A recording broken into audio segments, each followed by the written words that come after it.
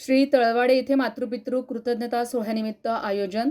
हरिभक्त परायण शांताराम महाराज बोडके यांच्या प्रेरणेतून मातृपितृ कृतज्ञता सोहळा तिसरे वर्ष सप्ताह हा धार्मिक आणि सांस्कृतिक दृष्ट्या अत्यंत अर्थपूर्ण आणि भावनिक असा कार्यक्रम ठरलाय. हा सप्ताह दिनांक 12 एप्रिल ते 19 एप्रिल 2026 पर्यंत चालला. या सप्ताहाचा मुख्य उद्देश आई वडिलांप्रती कृतज्ञता व्यक्त करणे, त्यांच्या त्यागाची जाणीव करून देणे आणि समाजात संस्कारांची जपवणूक करणे हा होता. हरिभक्त परायण डॉक्टर गजानन महाराज काळे यांनी या सप्ताहात महाराष्ट्राचं कुलदैवत खंडेराय यांच्या चरित्रकथेचं सुंदर आणि प्रभावी वर्णन केलंय. खंडेरायाच्या जीवनातील पराक्रम, भक्तिभाव आणि धर्मरक्षणाचं कार्य यामुळे उपस्थित भाविकांना आध्यात्मिक प्रेरणा मिळाली. त्र्यंबकेश्वर तालुक्यासह आसपासच्या भागातून मोठ्या संख्येनं वारकरी संप्रदायातील भाविक या सप्ताहात सहभागी झाले होते. यामुळे संपूर्ण परिसर भक्तिमय वातावरणानं भारावून गेला होता. कार्यक्रमाचं प्रमुख आकर्षण म्हणजे गुरुवर्य एकनाथ महाराज गोळेसर यांचे काल्याचे कीर्तन. त्यांनी अत्यंत प्रभावी शैलीत कीर्तन सादर करत उपस्थितांना भक्ती, संस्कार आणि कृतज्ञतेचा संदेश दिलाय.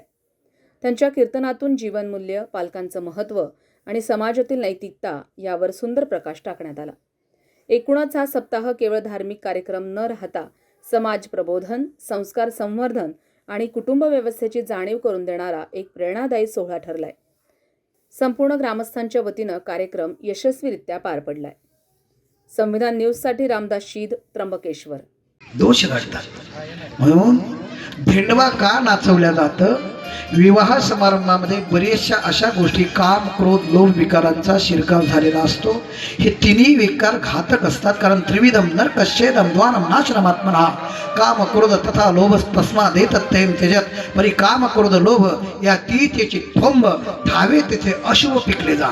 सदानंदाचा येळकोट भगवान श्री त्र्यंबकराजांच्या आणि निवृत्तीनाथांच्या सानिध्यामध्ये पवित्र असणाऱ्या श्री क्षेत्र तळवाडे गावामध्ये समस्त ग्रामस्थांच्या वतीने आदरणीय गुरुवारी हरिभक्ती परायण शांतारामजी महाराज बोडके यांच्या मार्गदर्शनाने मातृपितृ सोहळा हा कार्यक्रम संपन्न होतो. आणि ह्या कार्यक्रमाच्या निमित्तानं श्री कुलस्वामी खंडेराय चरित्रकथा, जे महाराष्ट्रातील 18 पगड जातीची देवता आहे, त्या देवतेची कथा त्या क्षेत्रामध्ये आयोजित केली. अक्षरशः पहिल्या दिवसापासून तर आजपर्यंत 6 दिवस आम्ही ह्या ठिकाणी कथा करतो आहे. अक्षरशः मन भारावून गेलं. त्याचं कारण असं आहे, ह्या तळवाडे ग्रामस्थांनी केलेलं सहकार्य, त्याचबरोबर त्यांचा असणारा उत्साह, त्यांचं असणारं प्रेम, त्यांचं असणारं कार्य.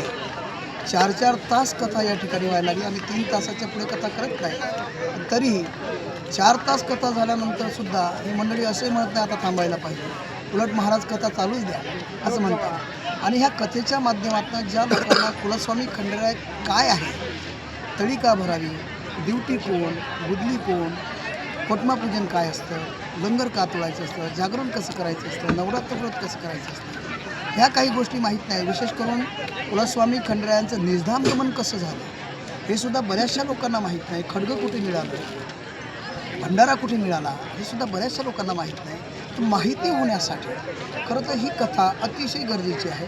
आणि मला असं वाटतं अशी कथा प्रत्येक भागाभागामध्ये होणं अतिशय गरजेचं आहे. म्हणजे मला त्र्यंबकेश्वर तालुक्यामध्ये ही पहिली कथा आहे. आतापर्यंत मी 100च्या पुढे कथा केलेल्या आहे, भिन्न भिन्न तालुक्यामध्ये, भिन्न भिन्न जिल्ह्यामध्ये केल्या. पण नाशिक जिल्ह्यामध्ये माझी ही दुसरी कथा आहे. एक निफाड तालुक्यामध्ये झालेली आहे आणि एक दुसरी त्र्यंबकेश्वर तालुक्यामध्ये कथा आहे.